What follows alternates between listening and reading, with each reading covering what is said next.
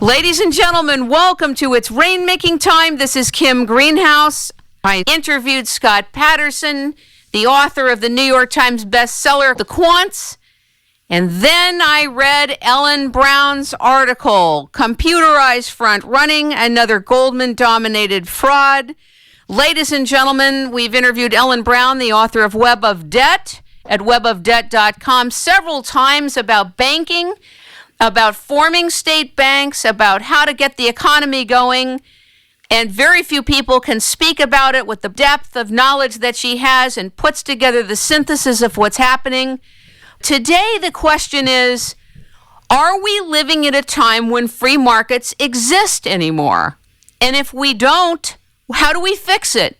And if we do, how do we prove it, knowing that high-frequency trading exists? In Ellen's interview with Max Keiser at maxkeiser.com, she found something out about high-frequency trading, patents, and a whole other echelon of trading. Ladies and gentlemen, welcome Ellen Brown to It's Rainmaking Time. Good morning. Thanks, Kim. Talk about what you found out. What is computerized front running, and how does it distinguish itself, or is it the same as high-frequency trading? High-frequency trading is trading by computer. So right now, 70% of stock market trades are conducted by computer, and they're mostly after hours. Like, they're not when the New York Stock Exchange is actually open. And what they're doing is literally skimming profits off the top of other trades. And that's the whole purpose for having those things in there, is they want to be very fast. They're working in nanoseconds. They do millions of trades in nanoseconds, so they're just shaving a little bit off of these trades. So the trick is to be able to figure out when big orders are coming in, figure out what their limit price is, in other words, the most that they're willing to pay, and then the computer jumps right in and bids up the price. So the way they figure out what the limit price is, the reason they are able to see this big trade coming in is because of something called flash trades. They're allowed to peak. For a fee, they're allowed a peak ahead of everyone else of these big trades. So these would be like pension funds or mutual funds. So it's our money. It's many people combined together in a pension fund, huge multi-million-dollar trades.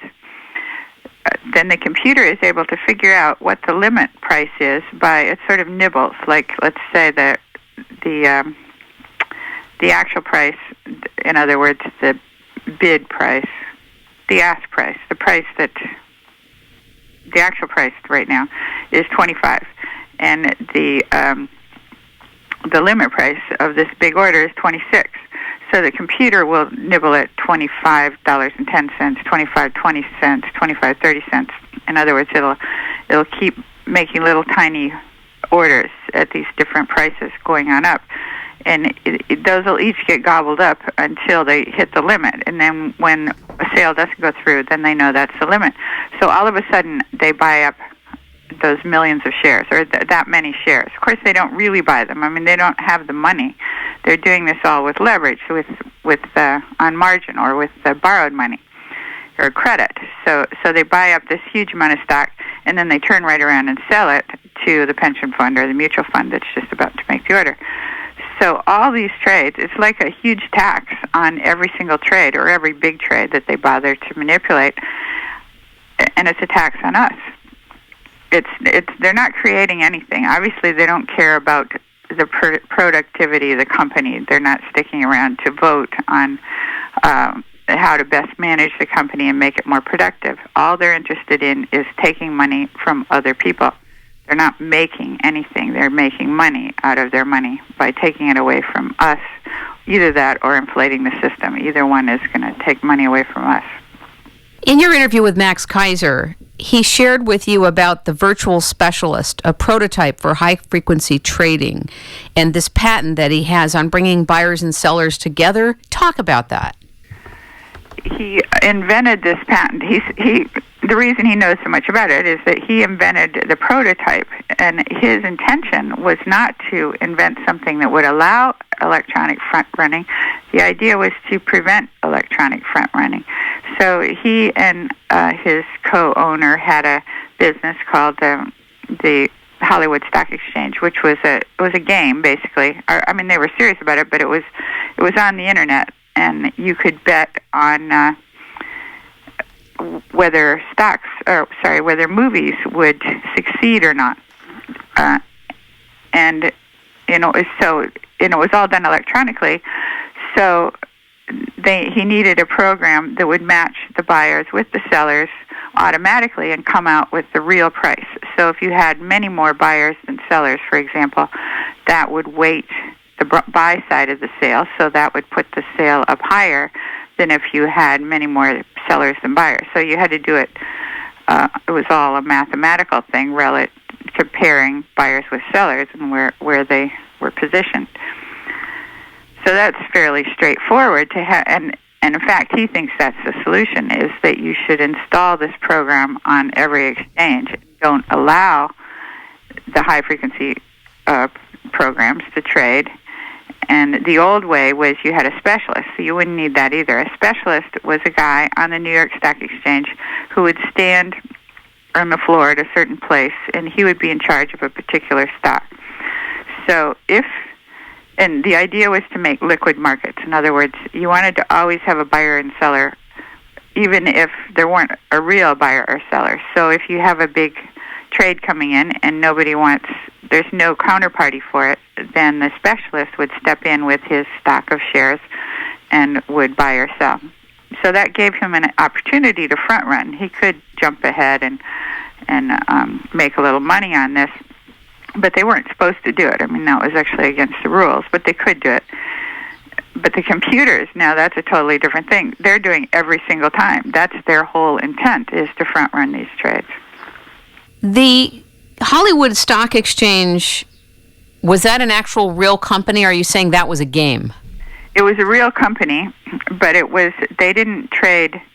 You weren't actually betting real money on the stocks. But now it was bought up by Cantor Fitzgerald, an investment firm.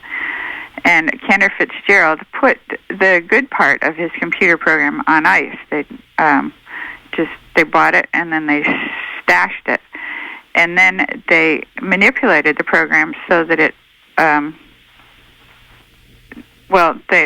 I'm sorry, I might be wrong in this. They stashed that part of the program. Then they have now just recently gotten permission to use this Hollywood Stock Exchange with real money. In other words, it's going to be a real casino where people can go in and bet on the success or failure of movies. Well, Max Keiser thinks this is a disaster because, for instance, if somebody falls down, an actor falls down the stairs and breaks a leg and he can't, or dies or something, and he can't continue the movie, then obviously everybody who short sold the movie would make money. So it puts a huge premium on, or it puts a huge amount of stress or potential for manipulating these movies, the success or failure. If you're making a movie and you know it's a flop, you could make sure it's a flop and bet against it and make money off it. So no longer are we going to have a movie industry where they're trying to make great movies. They're just going to be trying to make money off it, gambling, betting on it. It's like a rigged horse race. When does this Hollywood Stock Exchange come into existence? Did he talk about the timelines or what's... Well, I think the company, they've filed for the patent in 96. They got the patent in 98. And so the company... Was it 98 or 99? I think it was 99, wasn't it? Okay. Yeah. U.S. patent number 5960176, awarded in 1999. That's in your article. Oh, yeah. Okay. The electronic exchanges were approved in 98. So it was after the patent was filed, and people could read this patent. And there are actually 132 patents